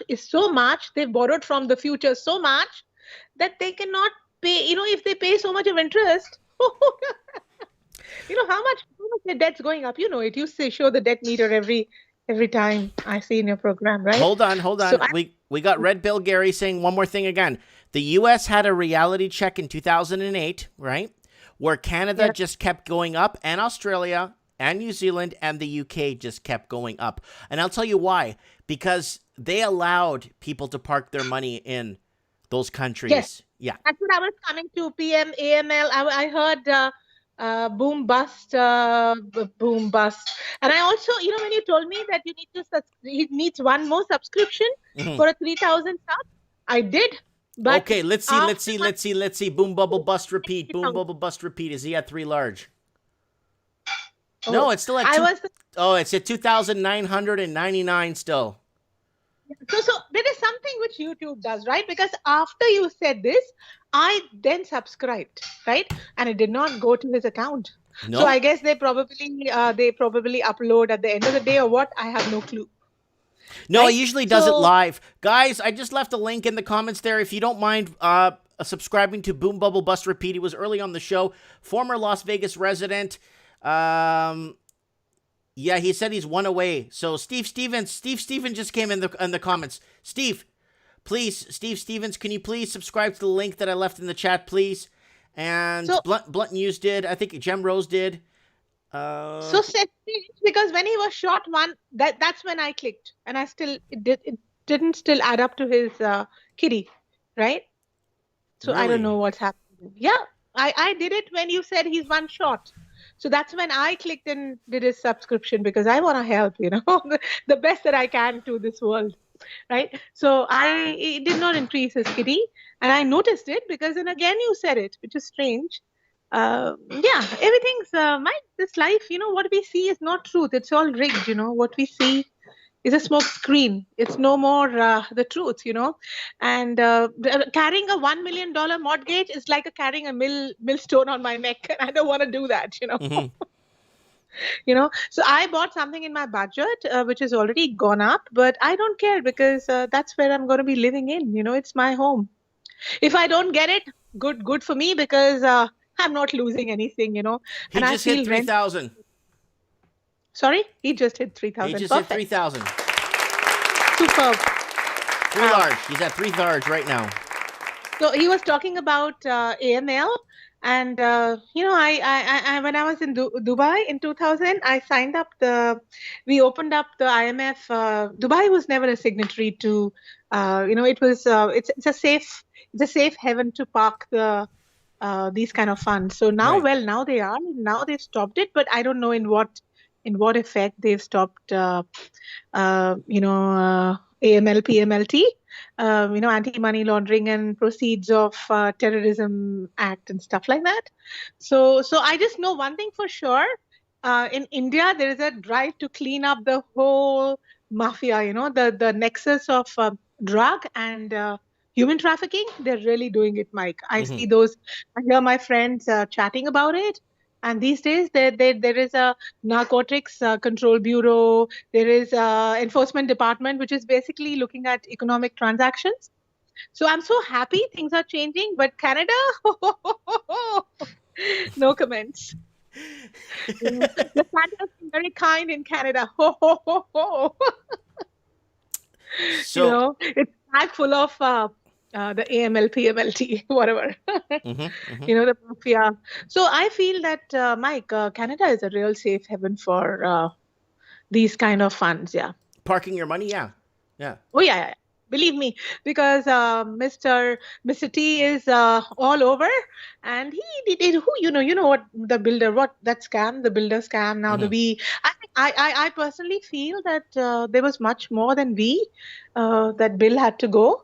I'm just hinting words. I don't want to call them the names. I'm just hinting at their names. I'm sure everybody understands. I definitely have also heard that there's been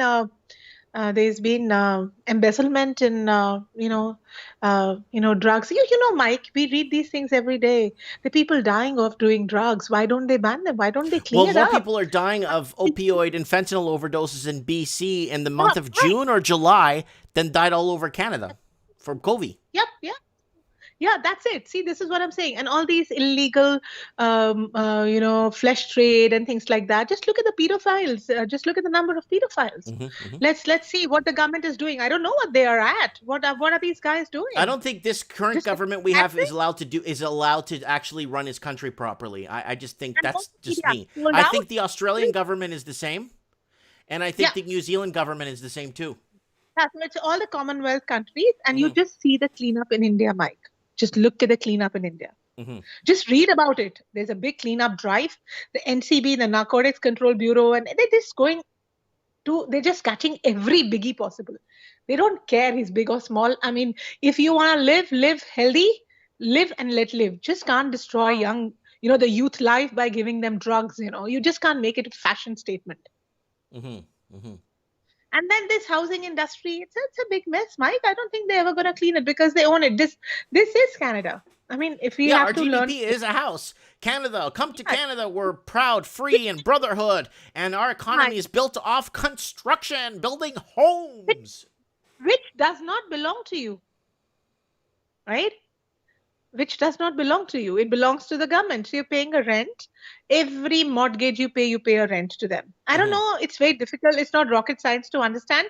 But I had to do what I had to do. Like my spouse was really telling me, you have to do it, have to buy. Okay. But I don't think it's really you're missing out on anything if you live in a rented house. Like, believe me, that's what I think. That's my point of view. And everybody deserves their point of views. But financially, I don't think it makes good economic sense, because what is your like 7,500 your taxes per annum? It's not a joke. Me in Hamilton 70 what? 7,500.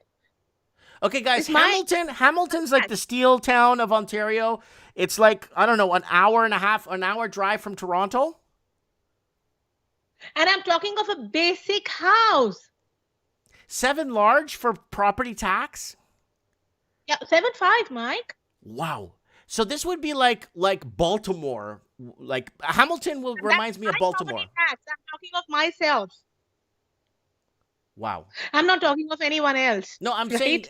saying like Hamilton reminds me of like Baltimore or like just like a place like that, kind of eerie, with the smokestacks, kind of, like how, I don't know if you've been to downtown Baltimore. It's kind of the same. It kind of feels the same. You know what I'm saying? And They've developed. someone's saying it's the armpit of Ontario. That's what they call it. You're right. But now they've developed the new areas like, the Winona, the Stony Creek, and then they have Ancaster. So, Mike, it's all changed. And it's called the gentrification, Yeah. They did that back. Giuliani did that in New York and cleaned out the packing district so they could put up nightclubs and trendy places. And then now everything's empty and shut down. You can't even get a good stiff drink anywhere in New York. So, and then the COVID's coming back again, and they're looking at chatting. So you'll be surprised, Mike. This area is really developing well. I mean, I don't know, $1 million, and you can't even buy a rack. I got some good news. We got Derek Tom Zewick. He's tuning in from his $1 million, 988 square foot bungalow in Port Credit, Mississauga. Thanks for joining us. And that's $1 million. I'm not even going to show him what he could buy in South Florida for 200 grand. Anyways, continue. Yeah, so this is the latest situation. That's what I feel, and this is gonna be it, Mike. It's status quo. That's the way it's gonna be. You're not owning anything you bought. It's not your property. It's only on paper. You're renting it out from the government. It's kind of like Facebook. You don't own Facebook, but you're on Facebook. And you have your intellectual property on there, but Facebook owns your pictures. Yes. So you don't you don't even own your own account. And everything you do on your mobile is not owned by you. Do you know, Mike, you know how they actually busted the narcotics ring, like the mafia? I don't know what they call these. I didn't even know all that, Mike. And this is not just India. This goes from the mafia. Actually, all the drugs are being sent from either Belgium or Canada to India. Can you believe it? Mm-hmm. So this is the state of affairs. And that's why when Mr. T went to India, he got a big shun from the Prime Minister of India. Mr. T as in Mr.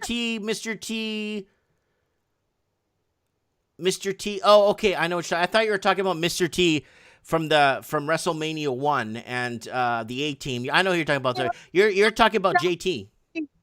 Yeah, Mr. PMT. Yeah, GAT. Mr. PMT. Yeah. Okay. Yeah. So when he went to India, he was shunned off, and then he wanted to talk about dividing India and saying that, that people don't have rights. It's not like that, Mike. What looks is not true. India, I have more rights than here. Believe me or not. And then Steve the plumber earlier asked me, he's like, why would someone leave Canada and go to Syria for? What the hell would they do? You know what? If I went to Syria, okay, and let's just say, okay, I know Layla there. That's all I know in Syria. I show up and say, look, this is your house. You own it. It's yours. It's your land. And you got a piece of land there. I'm going to build a house there tomorrow and I could live there. And I'll just pay you rent for the land. But I'll own the house. But I'll pay you rent for the land. I could start building that house tomorrow. And no one's going to come and ask me for a permit. No one's going to ask me for this. I could put solar panels on my house. And no one's going to tell me I need a permit for that. I could do whatever the heck I want. So I could do whatever I want in my house in India. Sure. It's your house. It's because it's your house. Yeah.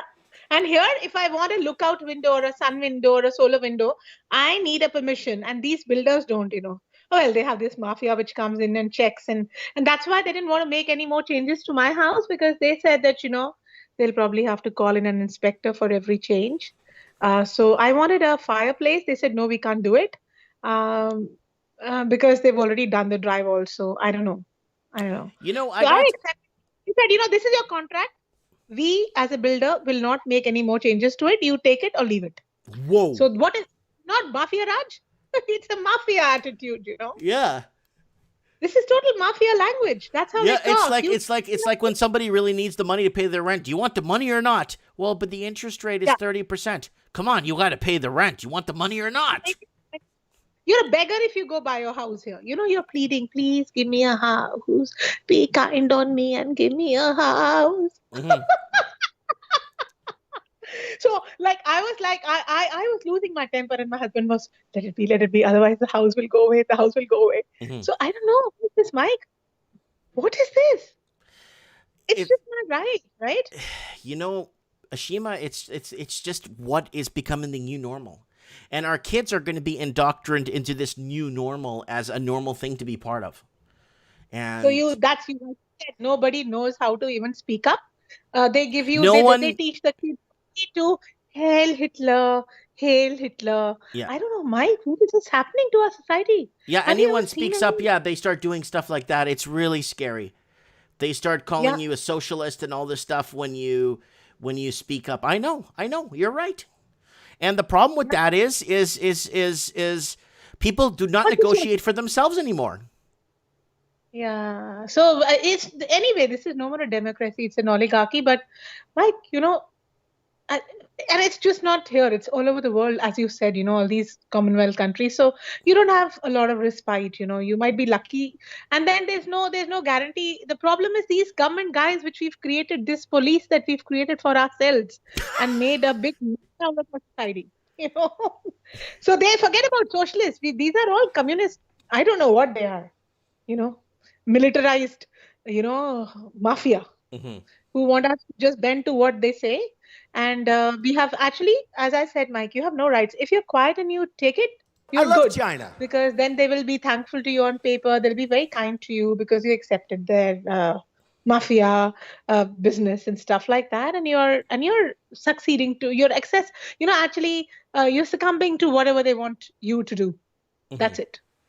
Well, I just got word from a friend Laura that messaged me on Skype. She's saying she lives in Beverly Hills in the 90210 area, zip code area. And she's telling me that for her home, she pays $2,300 a year property tax. And that includes a private police force owned by the Beverly Hills Police Department that's owned by the town of a municipality of Beverly Hills. And that includes a couple of other amenities that other little towns or cities don't get. So she's paying a lot less in property tax living in Beverly Hills than they're paying in Hamilton, Ontario. Like three Which times. is the armpit of Ontario. Yeah, in the armpit of Ontario. It makes no sense. So if I just show you today, my friends, one of my friends just bought a house in Whitby. If I show it to you, Mike, it's an upper fixer.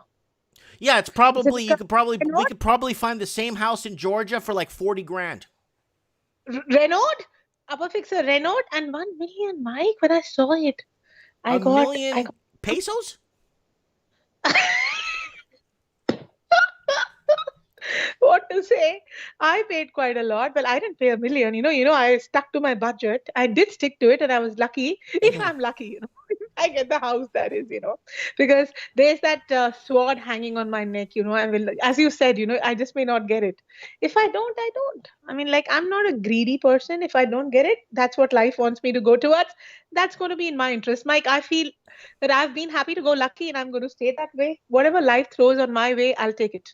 Okay. It always works out in my benefit. Yeah, it does. But you don't give it to me, very good. I wanted it.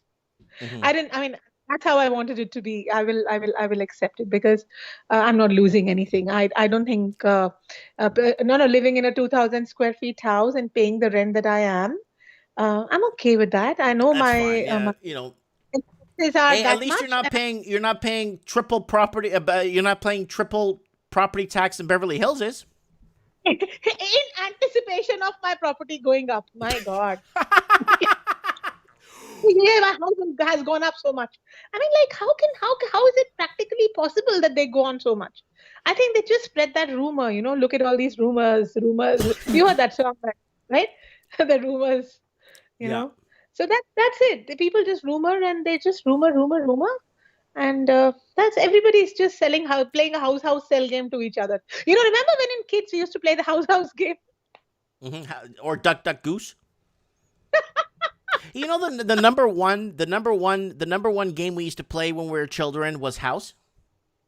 Yeah. I used to build a house. I used to make a kitchen. The girls, the typical girl thing, the toy house thing. So now there's the same thing. We're all playing a house. We're going back to our kid age. So we got Nat Pacheco in the comments saying that Arizona housing right now, they're overbidding. Oh, yeah. So U.S. house is really picking up. It's really picking up. The stats, if you see the U.S. numbers, did you hear the Fed today? Oh, what did they say now? Oh, they can't say anything else. Just that we're looking for this much of inflation to make that much of interest rate. It's never going to happen. I don't know what they get. And inflation? Half of the Fed is divided in half. Half the Fed thinks they're in a deflationary time, and the other half of the Fed Reserve believe that they're in an inflationary time. So half are deflation and the other half. So right now there's a big tug of war at the Federal Reserve right now. There's no tug of war. It's just a smoke screen. Everybody knows the cost of everything has gone up. This is rocket science. I don't understand. What tug of war at what? What? Everything has gone up so much. Try going go buy a reno material for your own home. Let's start from here. Did I tell you about a friend of mine who he's building a house not here in Merritt, but he's building a house in Canada, and they're charging him $800,000 to build a house. And I called property builders, one in Florida, one in South Carolina, one in Arizona, one in New Mexico. I gave them the square footage, the dimensions of the house and everything came in around 225 for the same house. Yes, I remember that as well, yeah. I can't believe it. I can't believe why everything in Canada is like 50 times more. It's not 2 times more. I'd be happy if it was 2, huh? And then the interest rate never goes up. It's going down. And that deflates the value, and country becomes less attractive, and the GDP becomes more dependent on friggin' construction. When you go out in COVID, not more than 50 people gathering. But at home, you can't even have 10 people at your home because these guys are scared that people are talking. Yeah, it's like you call Kentucky Fried Chicken and you order 2 feast meals, they call the police on you. That's so I love true. China. That's so true. That's what's going on. I never knew that the Kentucky Fried Chicken worked for the FBI now. Yeah. They're all, forget about you. We leaving our digital prints everywhere. Well, Mike, to an extent, that's all right, because those people who are involved in mafias and all those kind of activities, they are the ones who actually need to be followed on their digital imprints. But it's we ourselves, we people, honest, common man like you and me are the ones these guys are targeting. That's really bad, and it's really sad that their police is not trained. They don't train the policing. They want to go after any and everyone. They just want to go and get you. That's it. Which is sad. Alan Howick is saying this show is becoming a complaint fest for foreigners living in Canada. It's too expensive. Boo hoo hoo. I don't know about that, because things could get expensive, but if wages go up with it, or if the cost of living, if the cost of what you make for production or what you do, if you get paid fairly, that it actually offset the cost of living, it wouldn't be so expensive. And I'm a foreigner. You know what I'm saying? I'm a Portuguese, so I have. Except for the natives, we all are foreigner except for the natives. You know that, right? Yeah. Yeah, we're all foreigners. Everybody's a foreigner. Canada never was originally belonging to the Queen. They came here, they settled down and imperialized. Yeah. Yeah. So there is nothing called Canada is only the natives. The First Nation. That's it. They're the only Canadians. Let's accept it. That's history, and we know it. So and Mike, it's not about Canada or not. If we're living here, this is our country. We feel for it. We will feel for all the people that live in it too, Mike. So right? Red Pill Gary saying, I'm not a foreigner and I am sick of it because this is not the country I grew up in. That's exactly what it is. What it is, absolutely. And we are also now Canadians, right?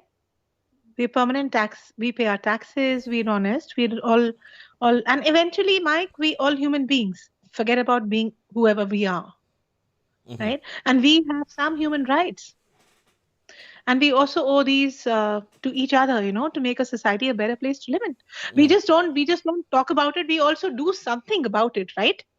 Mm-hmm. So at least me and my husband as a family try to do whatever we can. Me You'll too. be surprised to see what all we do, Mike.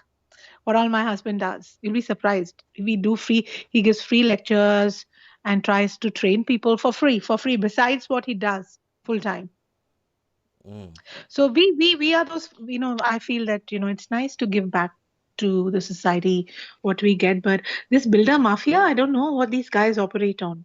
And they, when I go and speak to them, they say you don't know the kind of red tapeism that exists just to get these properties built. So could be they're right. They might have a point of view. Yeah. Yeah. So All they right. bought the whole land building. Yeah. So I think, go ahead, Mike. I'll let you go at that. Yeah, I was going to let you go, and we're approaching 33 minutes. I still have a few minutes left in the show. Ralphie wants to come on the show, but I want to see if I can get Steve on the show before I wrap up. Ralphie's saying he wants to negotiate house prices and how to bring the price down. Maybe we could get Ralphie on the show, not next week. You want to tune into the show next week, Ashima, if you can, because I'm going to have Martin North on the show. Yeah. And I wanted to, is that Steve the plumber? Martin North? No, Steve is calling in, Steve the plumber. No. It's not Steve the plumber. I want to see if I could get Steve the plumber to call in.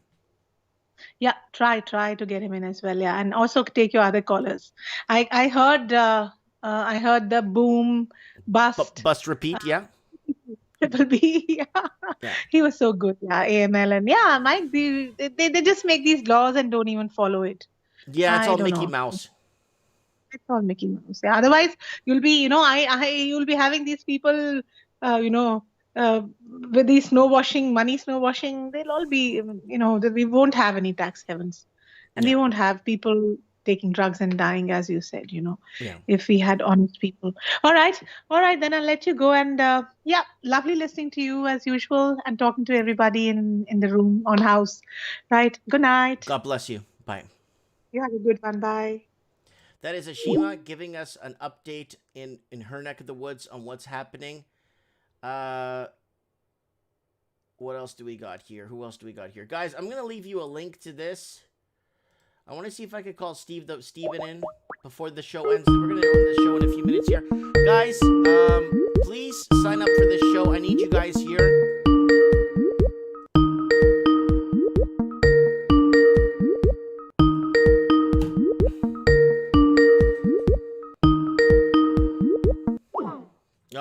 He's negating the call. He's negating the call, guys. Oh, he's negating the call. Poor guy. He's probably in the middle of something or... Yeah. I really hope you guys could show up for this show. Next week, Martin North. It's going to be a great housing discussion on trends in the housing market next week. Yeah, Red Pill Gary is saying more people have died in BC from overdoses than CV since March. Yeah, 100 quadrillion%. I made a whole video about that, about Canadian youth getting wiped out. Our Canadian youth getting wiped out on our streets. The ones that were promised the good jobs when they graduated from college. The ones that were misled from birth into this indoctrination of universities and all this stuff and then have nothing to show for it now. And when I read that article about the amount of homeless people in California that have a degree,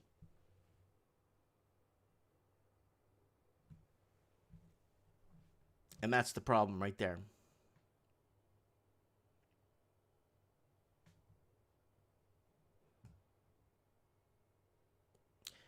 Metal Mark III, moving to Portugal is going to be scary, but it beats complaining about the USA. LG is saying, come to the US when it crashes. Las Vegas will be on sale soon. I would, But it's so hard to do anything in America. Like, I already tried to get my citizenship there by law. I did everything. I had a huge company sponsor me. They did all the paperwork. They even made sure they were running ads for 6 months to make sure I wasn't stealing an American's job. The whole 9 yards. I paid a lawyer $4,800 US to do all the paperwork for me. The company sponsored me everything, and I went to the meeting. You know, when you go to meet them and they go talk to you and stamp your passport, whatever they have to do, they just tell me, well, we're not looking for your kind right now. It's like, what the hell, man? You do everything by the book. You go through everything, and then you go to the final stages, and they tell you, we're not looking for your kind right now? What is that supposed to mean? Am I too short?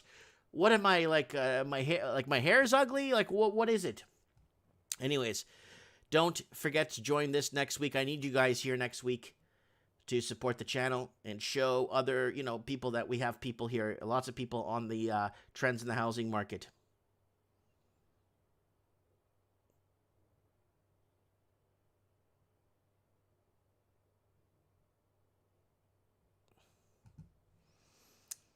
All right.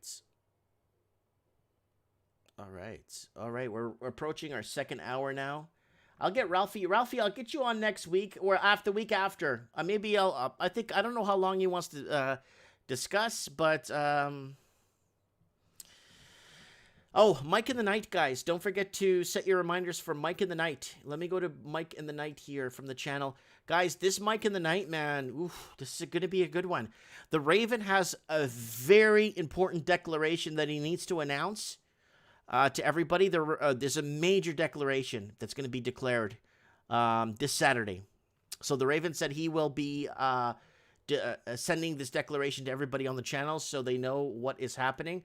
So I'm going to copy this. This Mike in the Night, unknowingly trapped inside. And no, it has nothing to do with gender. Oh, hi Stacks, hitting Stacks. Where are you? Can I call in 5 minutes, talk about Sydney? Okay, hi Stacks, where are you? Hitting Stacks, sorry, hitting Stacks. You got my Skype, Mike Martins 1980, where is it? Anna Key, I'll have her on Mike in the Night. I want to ask her what this thing is. Woke in Fright, some sort of, it looks like a video, a private, like a video that's going to go to, this is what it's called. Anna Key, I'll have her on for a few minutes on Mike in the Night to explain to us what Woke in Fright is. I did post it on the community page on our YouTube channel. Okay, we got Tommy Recycle. Hello. Hello. Tommy, you there? Tommy? We got nobody there. So I could report, I could make a vid about it. Wake up more people. Wow, he sent me a lot of stuff here. Oh, I know who this is. Apparently there's a building. Ask me, so you can ask me some questions, because I want to do a recording. I witnessed a lot of first stuff in Australia, so I could report it. Let me call him back.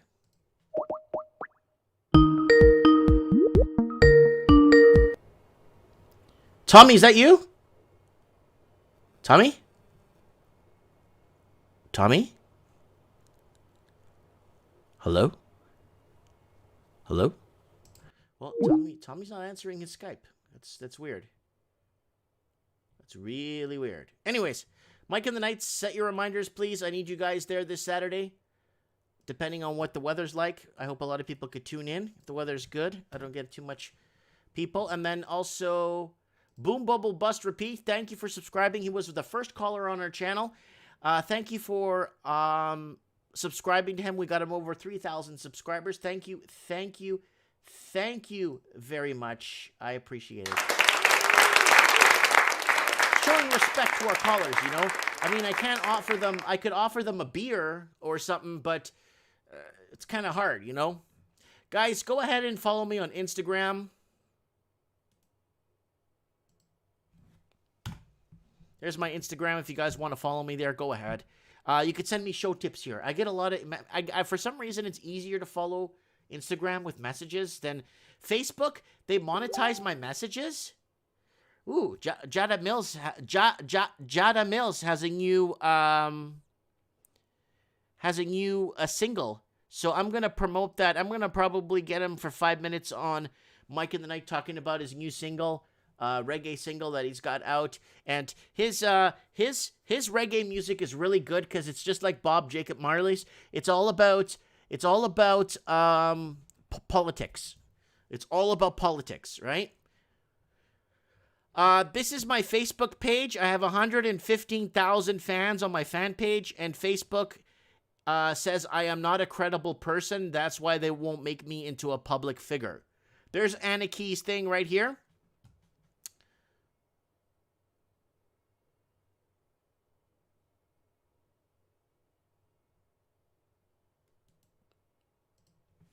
There's my Facebook. There's Anaki's post right here.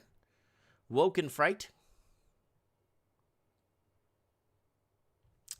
So we'll get her on the show maybe next week for a few minutes to explain what this is.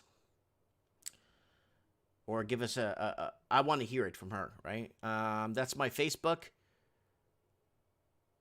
And yeah, don't forget to go to Teespring, guys, if you want to buy a mug or like a cup or maybe a mask. I got some Merit Stalker masks.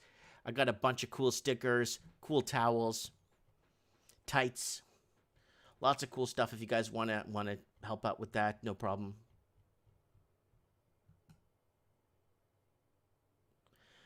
NDE, Near-Death Experience Awakening, Walking Journey said that he will talk to you on your show if you call him right now. Well, I'm hanging it up right now, guys. It's like 2 minutes away. I've been talking for 2 hours, and I got to go to the bathroom really badly. I'll get him on the show again, no worries. And there's St. George, Utah.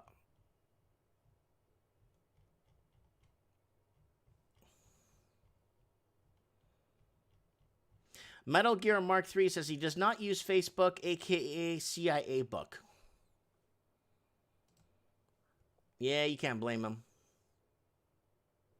Scotia Boy, Search for the Truth says Walking Journey's a kook. And then Low Roller Scratcher says try Walking Journey. He wants talk to him. Yeah, I'll talk to him again. I sent him a message today, actually. I actually messaged a lot. I had a little bit of downtime today, and I messaged like 200 people today, seeing how everybody was doing. That I'm still thinking of them. Don't worry. I'm not avoiding anybody. Who else we got here?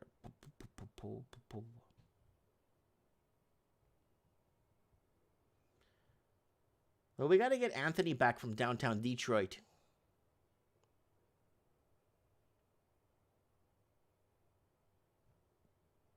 Yeah, we gotta get Anthony back on Trends or Mike in the Night from downtown Detroit. We gotta get him on the show as soon as possible too to give us an update on what's happening. He's got the inside scoop when it comes to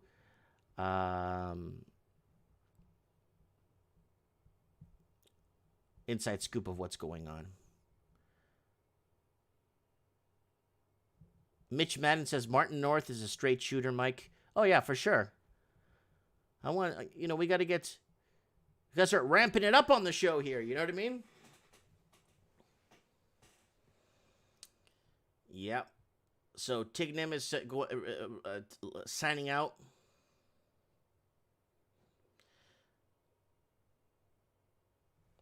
The Raven, again, will be, he would be proposing a declaration on the next Mike in the Night. So make sure you, if you don't mind, tuning in for that. I really appreciate it. All right, guys, we're going into our second hour. Anyways, guys, thank you so much. I really appreciate your support, guys, by tuning in, watching. And we could get Ralphie on too this Saturday on Mike in the Night if he wants. We could get Mike in the Night. I want to get Craig in. He's been telling me about a lot of vacant places and stores and storefronts in New Zealand that are just, everything's empty. And I wonder if they're going to propose the vacancy store tax that they're doing in San Francisco by making it already harder on store owners by charging them a vacant tax on their property, which they can't rent out in the first place. Yes, I might be streaming the election live stream. Yeah, I could do that. I could be streaming that.